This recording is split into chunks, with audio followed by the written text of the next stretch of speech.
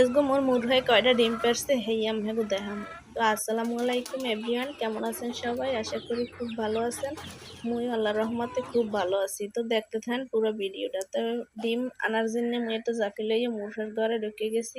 অথক্কু মুরগার ঘরে না, মুরগার ওই যেখানে থাহে বারকুলে ছাদের উপরে ওইখানেই খোপের ভিতরে।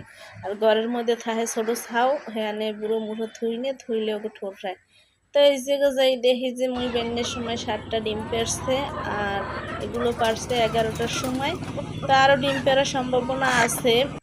তো এই 7টা লই মুই যামু। এখন চিনতে পারছি বেগুন হয়েছে, তো রান্নার সময় তো হয়েছে, তো এলে কয়টা বেগুন ও ছিঁড়ে লই যাই।